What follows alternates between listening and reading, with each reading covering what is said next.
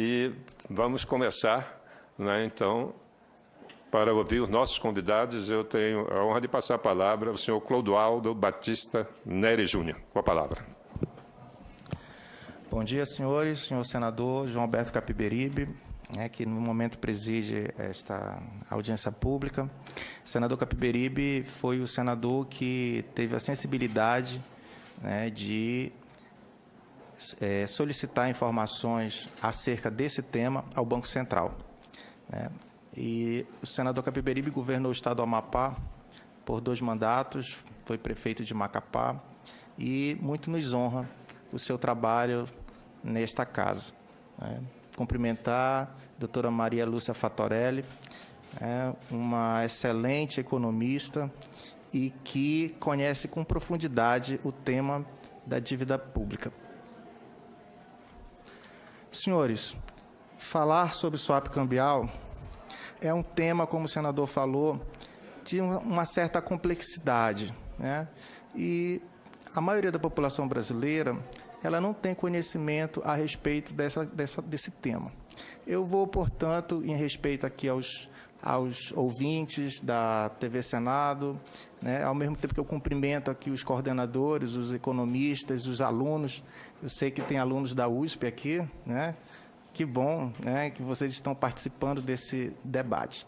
É muito bem-vinda a presença de vocês, porque vocês são massa crítica, Vocês são formadores de opinião.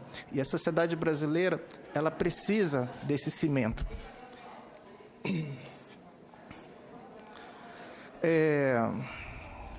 O que seria uma operação de swap?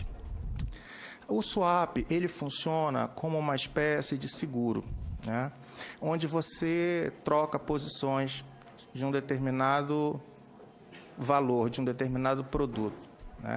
Quando a gente fala em swap cambial, nós estamos falando de moeda estrangeira. No Brasil, como vocês sabem, nós temos um grande problema em relação à taxa de juros. Nós temos aí a taxa de juros como o principal instrumento que o Banco Central tem para adotar a sua política de controle da inflação. E essa política monetária, centrada no carro-chefe da questão da taxa de juros, ela tem um impacto enorme sobre o efeito fiscal que ela causa, que é o endividamento público. E a operação de swap cambial, ela entra nesse componente do endividamento da dívida pública.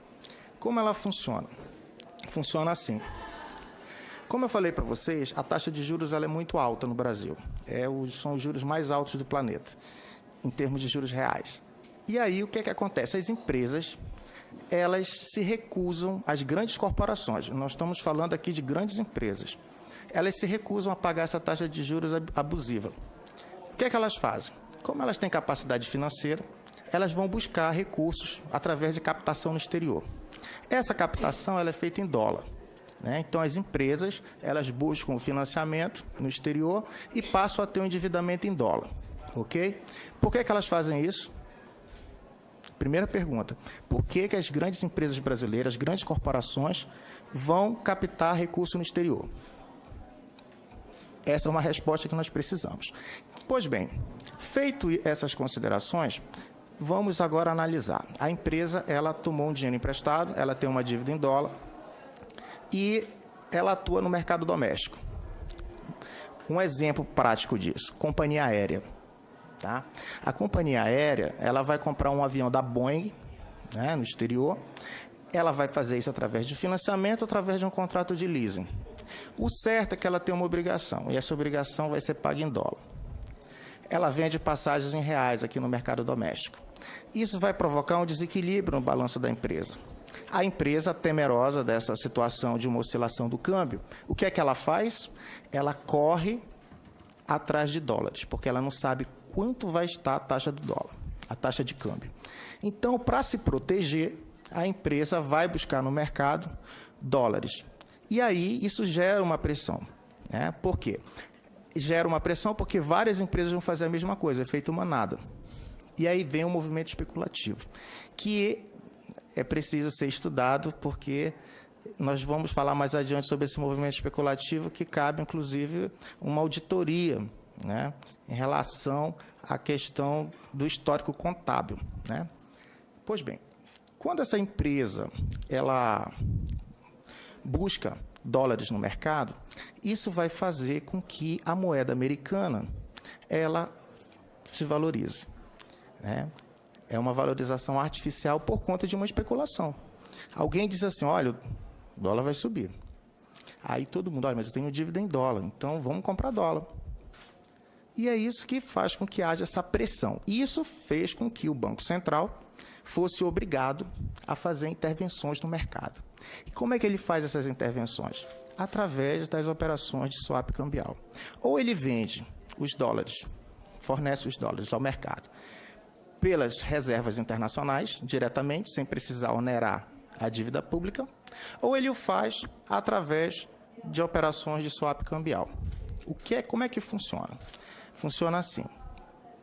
Chegam aqui 7 empresas batendo no balcão pedindo dólar.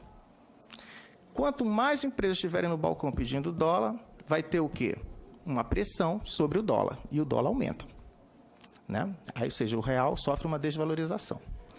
Aí o que é que o Banco Central faz? Para atender essa pressão aqui, gente batendo aqui no meu balcão, eu vou ofertar dólares no mercado, né? E eu faço isso através de operações swap cambial. Aí chega aqui, por exemplo, a TAM, a Gol, e diz assim, olha, eu tenho dívida em dólar, eu estou precisando. Quanto você está precisando? Eu preciso de 100 milhões. Né? E aí o Banco Central disse assim, olha, para quando que você quer? Para daqui a 30 dias. Tudo bem, olha, daqui a 30 dias, tá? A gente vai fechar aqui um contrato, eu te forneço esses dólares na taxa de hoje, 3,50. Aí a TAM vai embora, porque ela conseguiu o que ela precisava, dólares a 3,50. Porque ela fechou um contrato. Ela comprou dólares no mercado futuro, certo? Então, se o dólar vai bater 4, se o dólar vai bater 5, se vai ser H6, ou se vai ficar R$1, não interessa. Interessa que o Banco Central vai fornecer dólares à taxa de 3,50, porque foi o que foi contratado. O que é que acontece? Quando o Banco Central diz, eu vou fornecer dólar no mercado futuro, a taxa de 3,50, ocorre que, se lá no futuro esse dólar aumenta realmente, a sociedade brasileira ela é convocada a pagar o risco empresarial. E isso tem onerado significativamente, né, a nossa dívida pública. No ano de 2015, o senador Capiberibe fez uma solicitação de informações, né, através de um requerimento de informações ao Banco Central, e nos foi revelado um prejuízo de 89 bilhões de reais com essas operações. Nós não estamos falando aqui de 8 milhões, de 89 milhões, né, de 890 milhões, nós estamos falando de 89 bilhões. E esses 89 bilhões, eles foram a débito do Tesouro, né, e afetam a nossa necessidade de financiamento do setor público. Por quê? Porque isso virou dívida pública. E sobre esses 89 bilhões, senhor senador, Maria Lúcia Fatorelli sabe muito bem disso, nós vamos pagar juros. Então, só de juros relacionados às operações de swap cambial do ano passado, nós vamos pagar esse ano, só de juros, 13 bilhões. Agora, o que leva, né, o debate? O que leva a autoridade monetária a intervir dessa forma? Porque, vejam bem, a atividade empresarial ela é uma atividade de risco. Tá? Isso que diz a legislação brasileira. Atividade empresarial é uma atividade de risco. O empresário, ele assume o risco da sua atividade econômica. Senão todo mundo aqui ia ser empresário, não é verdade? Para que a gente vai trabalhar? Você é empresário, né? Então, nós precisamos entender isso.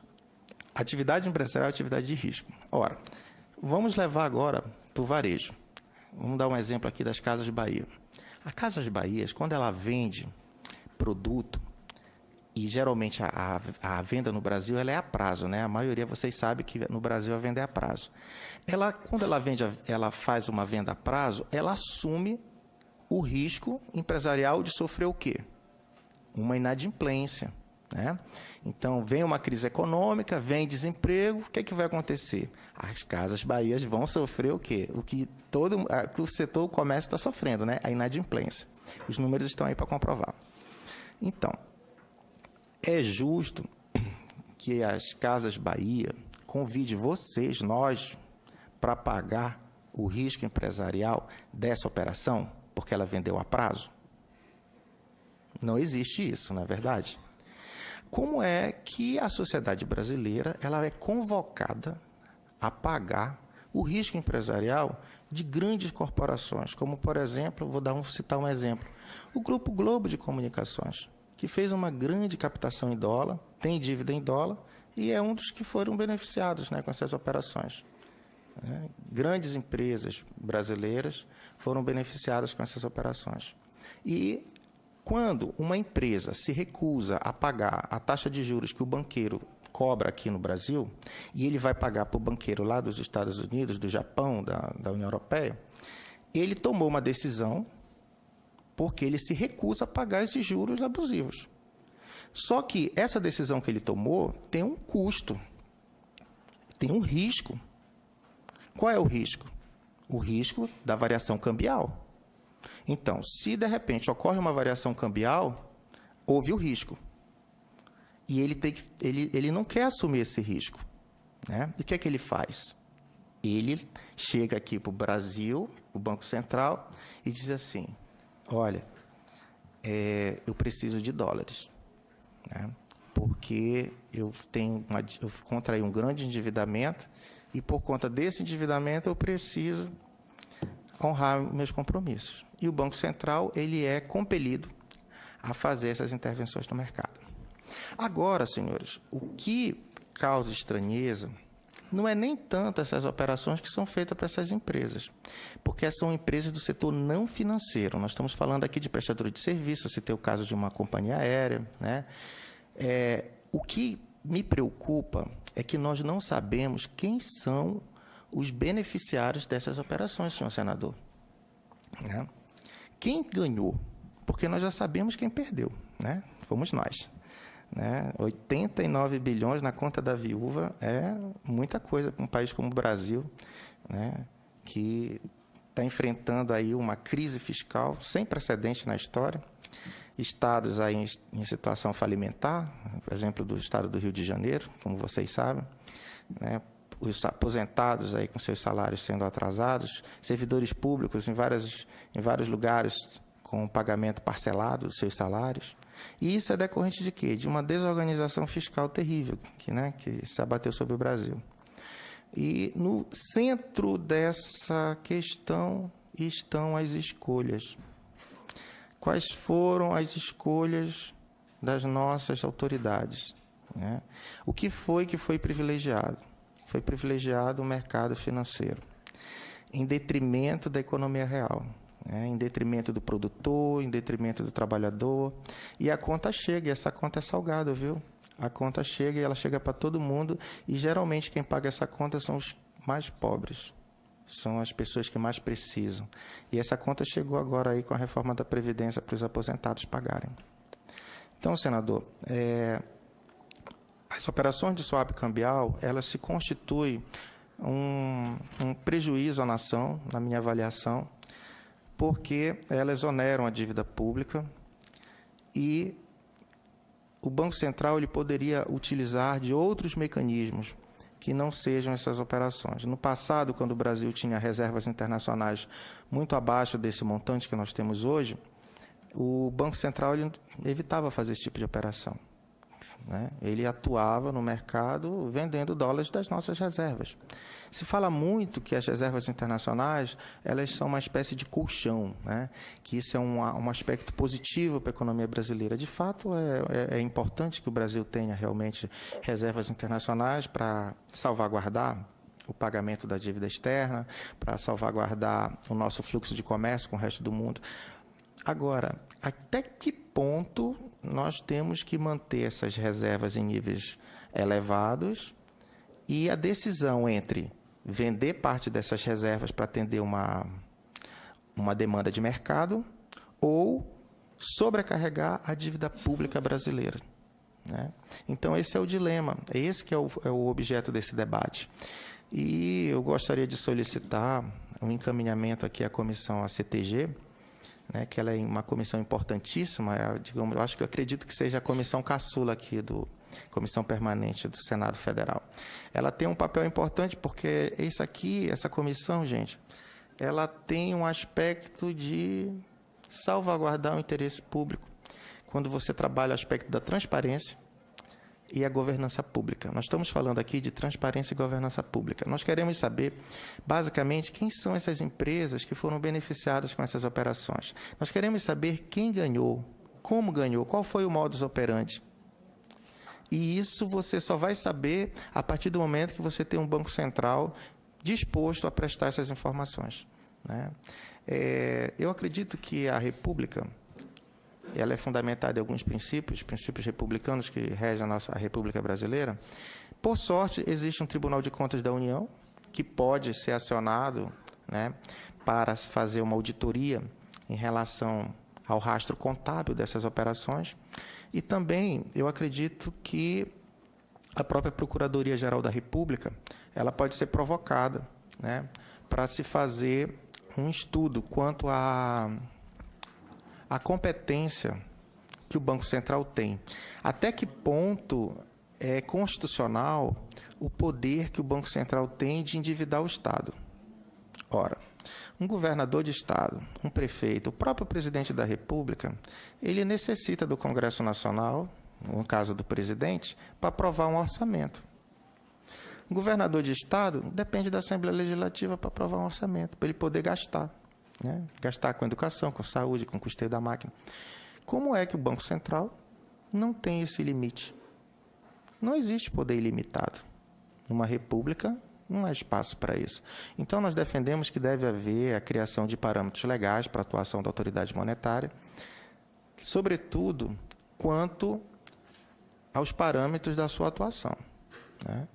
O grande problema da política monetária brasileira e da política fiscal e da política de câmbio é que são políticas que elas andam como três bêbados, né? Quando termina uma festa, tem três bêbados andando, um carregando o outro.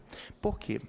Porque não existe uma coordenação para a política fiscal e para a política monetária. No Brasil, elas são independentes e seguem cursos distintos. Muitas das vezes, elas são contraditórias, elas acabam uma sabotando a outra. Exemplo, né? Você diz assim, olha, tem que fazer superávit primário. Para que fazer superávit primário? Não, porque tem que pagar juro do banqueiro. Tá, então eu tenho que fazer superávit para pagar juro. Tá. Aí o que é que acontece? A política monetária, ela vai gerar um impacto fiscal. Por quê? Ele eleva a taxa de juros. No momento que ele eleva a taxa de juros, com o pretexto de dizer que ele quer estar controlando a inflação, ele gera um efeito fiscal. Ele está gerando déficit para o governo. Ele está aumentando a dívida pública. Quando ele aumenta a dívida pública, aumenta o risco Brasil. Porque o risco Brasil ele está relacionado ao endividamento. Ontem eu estava verificando, a dívida pública bateu 70% do PIB. Olha, 70% do PIB. Essa dívida ela foi quadruplicada. Felizmente, eu ia trazer um slide aqui que mostra a evolução da dívida da era FHC, que Fernando Henrique quadruplicou também a dívida. Aí foi para o Lula, depois para Dilma, né? E eles simplesmente, uma dívida de 500 anos, eles dobraram em 10 anos. Isso é grave, é gravíssimo. Então, nós precisamos realmente verificar o que causou esse endividamento do Brasil, e eu posso assegurar para vocês que uma das causas do endividamento brasileiro é decorrente de decisões equivocadas de política monetária, né? O Brasil, hoje, tem uma taxa de desemprego elevada, nós temos aí mais de 12 milhões de desempregados, uma demanda... a demanda, vocês podem observar no Brasil, a demanda agregada, ela foi bastante atacada por conta dessa conjuntura econômica. E o Banco Central, elevando a taxa de juros, ele provoca um desequilíbrio geral, porque ele afeta câmbio, né? A elevação da taxa de juros ela vai provocar o deslocamento da demanda agregada, que vai afetar as contas do governo, porque gera déficit. Vai afetar o consumo das famílias, né? E também vai afetar a taxa de investimento. Uma das causas da inflação é justamente o baixo investimento, né? Então, só existe uma forma desse país crescer de forma sustentável, é através da variável do investimento. E a gente percebe que o investimento no Brasil, né, existe uma greve de investimentos, né? Quem é que vai investir num país que tem, né, essa taxa de desemprego, né, o Banco Central não consegue entregar o IPCA, né? Ano passado nós tivemos aí o ministro fazendo carta pública para o ministro da Fazenda, porque o teto era 6,5%, bateu 10,7% a inflação, né? Todas as agências de risco rebaixaram a nota do Brasil, né? Então, nós temos que tomar decisões políticas mais acertadas, porque a economia brasileira, senhores, ela está muito debilitada. O Brasil é rico, o Brasil é riquíssimo, mas a nossa riqueza tem limite, e a nossa capacidade também, assim como também o sofrimento do povo, né? Existe um limite para o sofrimento do povo, o sofrimento dos estados também, da economia brasileira. Então, nós precisamos realmente abrir esse debate, né? Que escolhas nós queremos para esse país, quais são as diretrizes que nós precisamos ter em termos de política monetária, né? Vou falar aí de política de câmbio. Qual é a taxa de câmbio que eu quero? É a taxa de câmbio da indústria? Aí lá vem o lobby da indústria. É a taxa de câmbio do agronegócio? Lá vem o lobby do agronegócio. É a taxa de câmbio do mercado financeiro? Lá vem o lobby do mercado financeiro. Mas a gente precisa definir um câmbio que seja favorável ao Brasil, né? Eu acho que ele tem que ser um câmbio favorável à economia brasileira, tem que ser um câmbio sustentável, né? Eu gostaria de pedir a apresentação. Tá.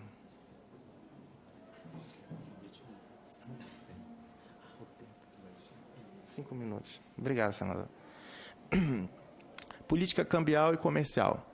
A política que atua sobre as variáveis relacionadas ao setor externo da economia, a política comercial, né, e a política cambial. Ora, no momento que nós temos um dólar mais competitivo, nós vamos ter um reflexo disso lá na balança comercial. Esse ajuste do setor externo, ele já foi feito. A gente percebe que as importações diminuíram e as exportações aumentaram, tá? Isso afeta, evidentemente, a política cambial. O objetivo da política cambial, quanto ao uso da taxa de câmbio como instrumento de política macroeconômica. Eles falam muito do tripé macroeconômico, né? E o tripé macroeconômico ele se apoia nessas questões. A que taxa de câmbio nós precisamos para a economia brasileira? Isso precisa ser definido, isso tem que ter definição estratégica, né? Política cambial, foco, ajuste do balanço de pagamentos, geração de emprego e renda, acumulação de capital, combater a inflação, aí eles falam a questão da âncora cambial. Por que combater a inflação? Vocês sabem que quando o dólar eleva, vai causar um efeito de pressão inflacionária, né? É o pão francês lá, que o Brasil não produz trigo, ele tem que importar o trigo, então isso afeta, causa pressão inflacionária. A política cambial ela serve para conter ataques especulativos, né? Enfrentar crises financeiras e configurar o padrão de desenvolvimento. Olha, crises financeiras, nós já enfrentamos várias, né? E eu aviso para vocês que nós vamos ter uma grande crise que vocês vão sentir saudade da crise financeira de 2008. Né? E nós vamos ter a crise provocada pela China por conta da desaceleração e as empresas chinesas elas já estão fazendo essa saída de capital na ordem de 100 bilhões de dólares ao mês. Então, o mundo se prepare para uma grande crise. Eu não sei se o Brasil vai ter condições, da forma como ele está atualmente, de aguentar o solavanco de uma nova crise. Enfrentar as crises financeiras, configurar o padrão de desenvolvimento. Né? O que é a taxa de câmbio? A taxa de câmbio ela pode ser definida como o preço em moeda doméstica, da moeda estrangeira. Então, você tem ofertantes e demandantes de moedas estrangeiras. Por exemplo, o exportador, quando ele exporta, ele traz divisas para o país, tá? Ele está trazendo dólares. Então, ele está ofertando dólares para o Brasil. O importador, quando ele faz importação, ele demanda dólares. E existe a lei da oferta e da demanda que vai regular esse preço, tá? Isso quando a gente fala em economia real.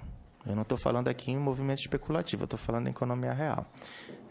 Um exemplo, Semana Santa, né, o que é que acontece com o preço do peixe? Ele aumenta, né? Por quê? Porque por conta de uma cultura, de uma questão religiosa, né, tem-se o hábito de comer peixe no período da Semana Santa. Então, isso faz com que o preço do peixe aumente. A mesma coisa funciona, porque isso aqui é uma lei clássica de mercado, funciona em relação à taxa de câmbio.